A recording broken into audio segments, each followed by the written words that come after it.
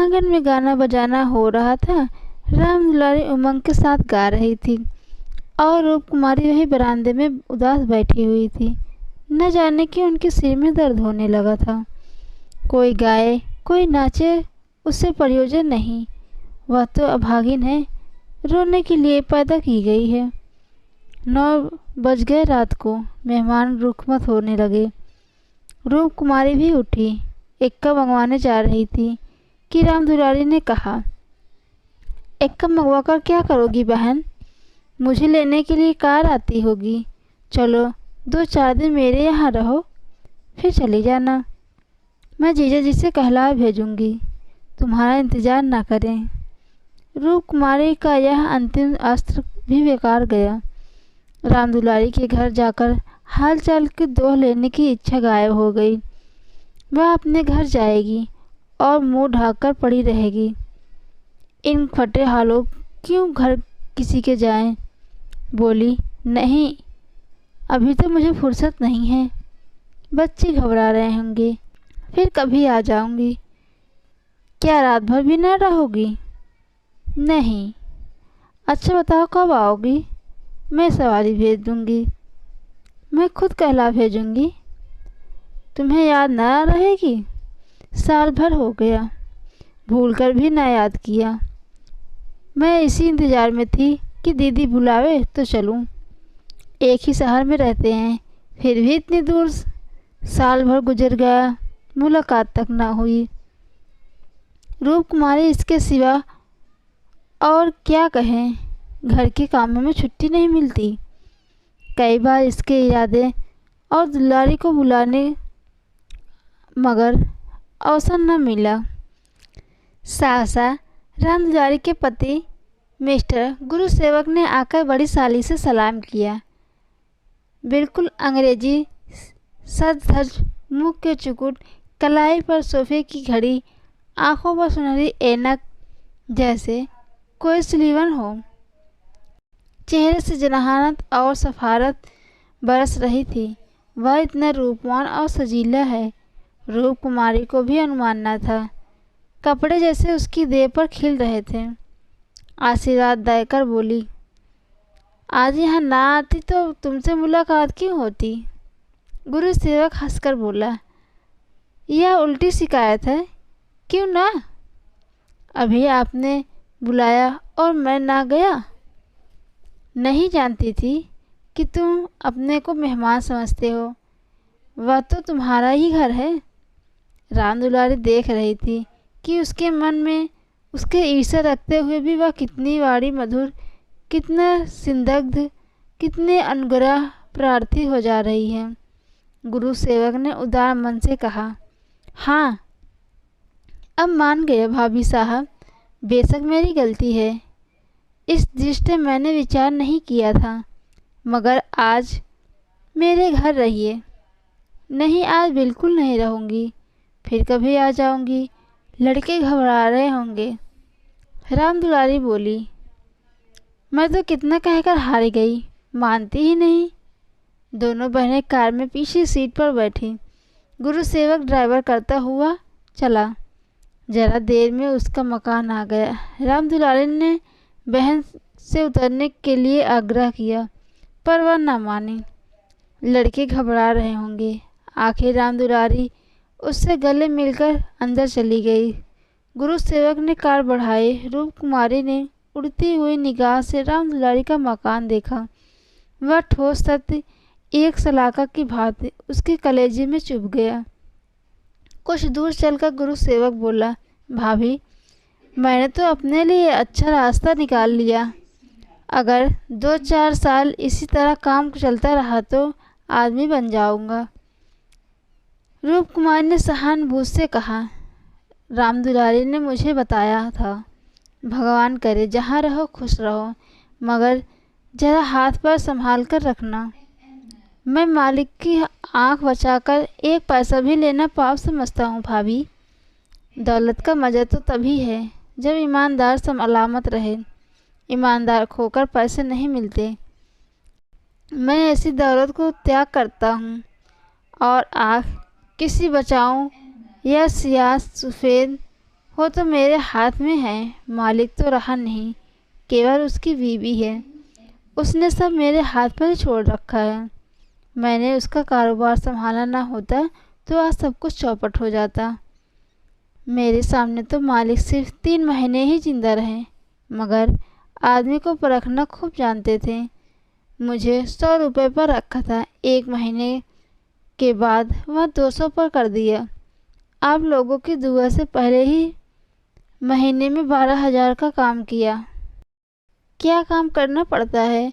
रूपकुमारी ने बिना किसी उद्देश्य से पूछा। वही मशीनों की एजेंटी, तरह तरह की मशीनें बनाना, मंगवाना और बेचना, ठंडा जवाब था। रूपकुमारी ने मनहूस घर आ गया। द्वार पर एक लालटेन टिमटिमा रही थी। उसके पति उमानाथ द्वार पर टहल रहे थे, मगर रूपकुमारी ने गुरु सेवक से उतरने के लिए आग्रह नहीं किया। एक बार शिष्टाचार के नाते कहा जरूर, पर जोर नहीं दिया, और उमानाथ तो गुरु सेवक के मुताबिक भी ना थे। रूपकुमारी को वह घर अब कब्रिस्तान लग रहा था, जैसे फूटा हुआ भाग हो। न कहीं फर्श, न फर्नीचर, न गमले, 2-4 टूटी टाटी तिपाइयाँ, एक लंगड़ी मेज, 4-5 पुराने दूरी खाटे, यही उस घर की बिसात थी। आज सुबह तक रूपकुमारी इस घर में खुश थी, लेकिन अब यह उसे घर काटे जा रहा है। लड़के अम्मा अम्मा करके दौड़े, मगर उसने दोनों लड़कों को झिड़क दिया।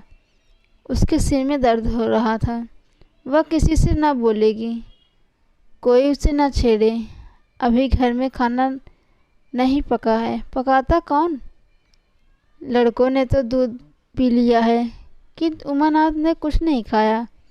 इसी इंतजार में थे रूपकुमारी आए तो पकाए, पर रूपकुमारी के सिर में दर्द है, मजबूर होकर बाजार से पूड़ियाँ लानी पड़ेगी।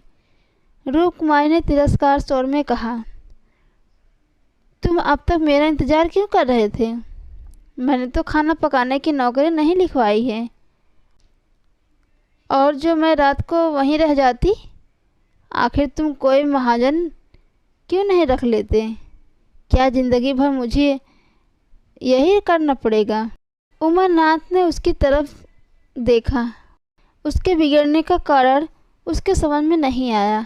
रूपकुमारी ने उन्होंने हमेशा सहयोग पाया, निरापद में ही नहीं, सहानुभूति भी। उन्होंने कई बार उससे महाजन रख लेने का प्रस्ताव खुद किया था, पर उसने बराबर यही जवाब दिया कि मैं आखिर बैठे बैठे क्या करूँगी? 4-5 रुपए का खर्च बढ़ाने से क्या फ़ायदा? यह पैसे तो बच्चे के मक्खन में खर्च होते हैं। और आज वह इतनी निर्मलता से उलाहना दे रही है जिसे गुस्से से भरी हो। अपनी सफाई देते हुए बोले, महाराजन, रखने के लिए मैंने तो खुद तुमसे कहा था कई बार, तो लाकर रख क्यों नहीं देते? क्या मैं इसे निकाल देती? हाँ, यह गलती हुई। तुमने कभी सच्चे दिल से कहा ही नहीं। रूपकुमारी ने यह प्रचंड रूप से कहा, तुमने केवल मेरा मन लेने के लिए कहा है। मैं ऐसी भोली नहीं हूँ कि तुम्हारे मन का रहस्य समझ पाऊँ। तुम्हारे दिल में कभी मेरे आराम का विचार आया? तुम तो खुश थे कि मैं अच्छी लौंडी मिल गई, एक रोटी खाती है और चुपचाप पड़ी रहती है, महज खाने और कपड़े पर। यह जब घर की ज़रूरतों से बचे 75 रुपया लाकर मेरे हाथ पर रख देते हो, और सारी दुनिया का खर्च मेरा दिल ही जानता है। मुझे कितनी कतर व्योत करनी पड़ती है, क्या पहनूं क्या ओढ़ूं? तुम्हारे साथ तो ज़िंदगी ही खराब हो गई। संसार में ऐसे मर्द भी हैं जो स्त्री के लिए आसमान से तारे तोड़ लाते हैं। गुरु सेवक को ही देखो, दूर क्यों जाओ? तुमसे कम पढ़ा है, उम्र में तुमसे कहीं कम है, मगर 500 का महीना लाता है और राम दुलारी रानी बनी बैठी रहती हैं। तुम्हारे लिए यही तो 75 रुपये बहुत है। रान मान में ही मगन हो। तुम नाहक मर्द हुए, तुम्हें तो औरत होना चाहिए था। औरतों के दिल में कैसे कैसे अरमान होते हैं, मगर मैं तो तुम्हारे लिए घर की मुर्गी की बासी साग हूँ। तुम्हें तो कोई तकलीफ़ होती ही नहीं। तुम्हें तो कपड़े भी अच्छे चाहिए, खाना भी अच्छा चाहिए, क्योंकि पुरुष हो, बाहर से कमा कर लाते हो। मैं चाहे जैसे रहूं, तुम्हारी बला से। उसी वक्त उमानाथ ने आकर कहा, गुरु सेवक के यहाँ बैठा क्या बकबक कर रहा था? मैंने तो उसे विदा कर दिया। जी डरता था कहीं पुलिस उसके पीछे न लगी हो, नहीं तो मैं गेहूं के साथ घून की तरह थोड़ी पीस जाऊं। रूप कुमारी ने क्षमा या पार्थी नेत्रों से उन्हें देखकर जवाब दिया। वही अपनी डींग मार रहा था। मुझे भी मिसेज लोहिया से मिलने का कह गया। जी नहीं, आप अपनी क्लर्की कीजिए, इसी में आपका कल्याण है, हमारा कल्याण है। मगर क्लर्की में ऐश कहाँ है? क्यों ना साल भर छुट्टी लेकर जरा उस दुनिया की सैर करूं? मुझे अब उस ऐश की मोह नहीं रहा। दिल से कहती हो? हाँ, सच्चे दिल से। उमानाथ 1 मिनट तक चुप रहने के बाद फिर बोले, मैं आकर तुमसे यह वृत्तांत कहता हूँ, तुम्हें विश्वास आता या नहीं? सच कहना। कभी नहीं। मैं तो कल्पना ही नहीं कर सकती। अपने स्वार्थ के लिए कोई आदमी दुनिया को विष खिला सकता है। मुझे सारा हाल पुलिस के सब इंस्पेक्टर से मालूम हो गया था। मैंने उसे खूब शराब पिला दी थी। वह नशे में बहकेगा ज़रूर और सब खुद उगल देगा। ललचाता था वह, तुम्हारा जी भी करता था। हाँ, ललचाता था और अब भी ललच रहा हूँ, मगर ऐश करने के लिए जिस हुनर की ज़रूरत है वह कहाँ से लाऊं? ईश्वर न करे वह हुनर तुमसे आए। मुझे तो उस बेचारे पर तरस आ रहा है। मालूम नहीं खैरियत से घर पहुँच गया या नहीं। उसकी कार थी, कोई चिंता नहीं। रूपकुमारी एक क्षण जमीन की तरफ ताकती रही, फिर बोली, तुम मुझे दुलारी के घर पहुंचा दो। अभी शायद मैं उसकी कुछ मदद कर सकूं। जिस बाग की सैर कर रही है उसके चारों तरफ निशाचर घात लगाए बैठे हैं, शायद मैं उसे बचा सकूं। उमानाथ ने देखा उसकी छवि कितनी दया और पुलकित हो उठी।